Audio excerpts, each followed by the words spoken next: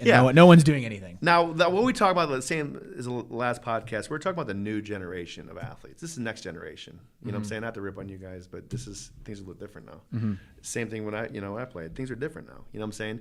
So what we know about developing the body as far as preventing injury, as far as performing their best, these are things we have to do.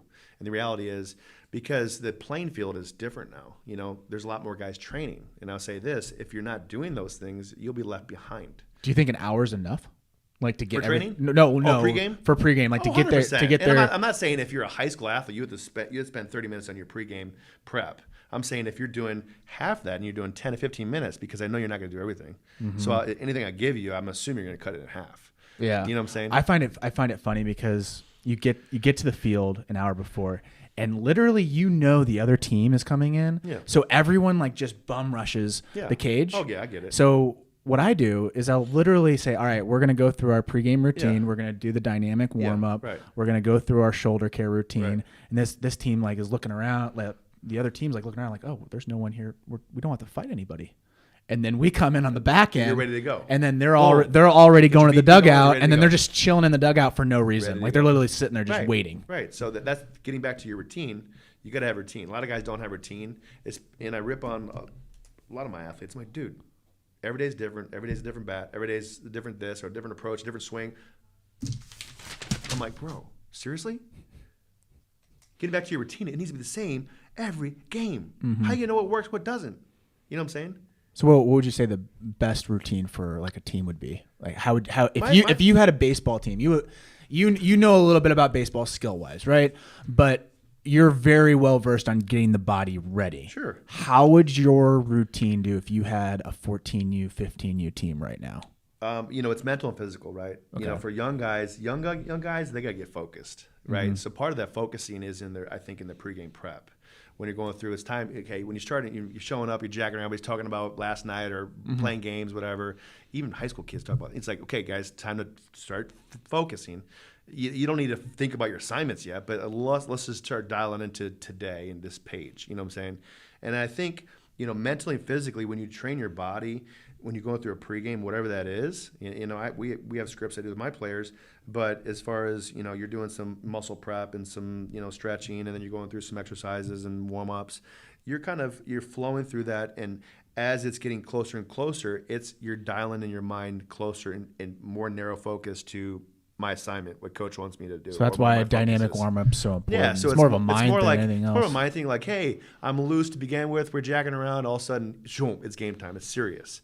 So I think that the routine, the physical aspect syncs with the mental aspect, because I know even talking to Voight, like with DJ LeMahieu's routine, like it's a mental thing too.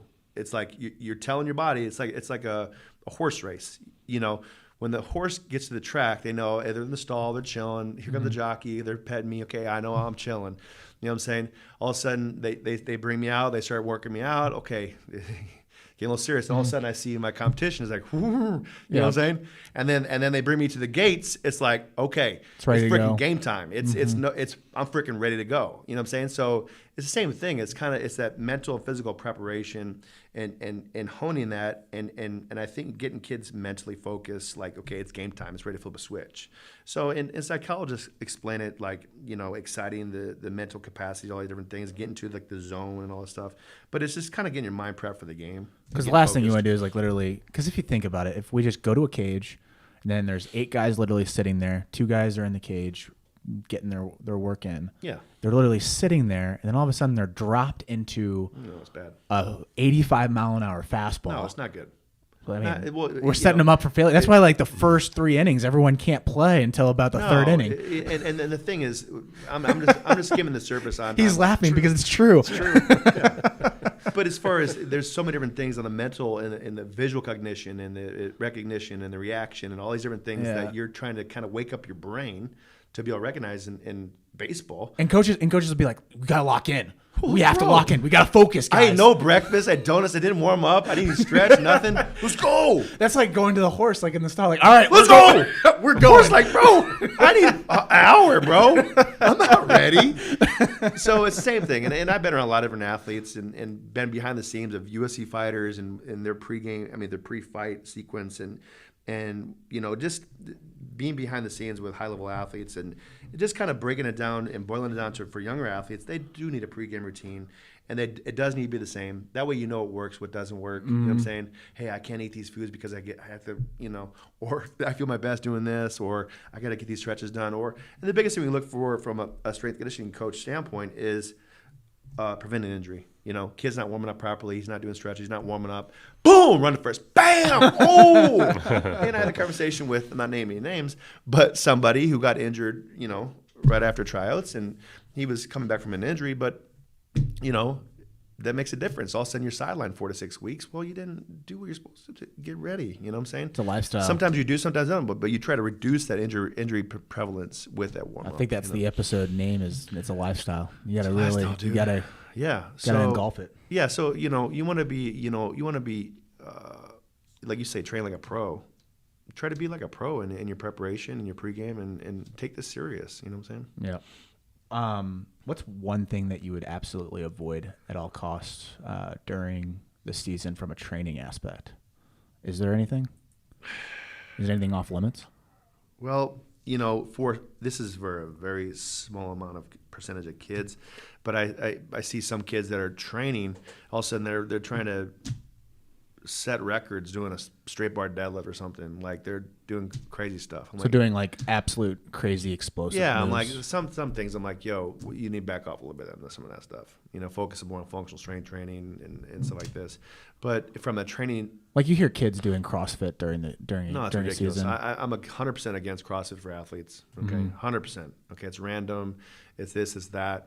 I don't advocate for baseball players. I don't advocate hang cleans for most athletes. I don't advocate barbell work. I don't advocate a lot. Is of it just stuff. because of the form? Like it's so hard to teach that form? No, because of the risk of injury. My father's a sports chiropractor, so growing up I was always around injured athletes. Okay, so I'm really on the injury prevention side and making sure athletes don't get hurt, especially under my watch. And I'm training them, and you get hurt by what I'm doing. You know what I'm saying? So coaches have questioned me over the years. Well, why don't your baseball players do hang cleans? Why don't they do high pulls? Why don't they do push jerks?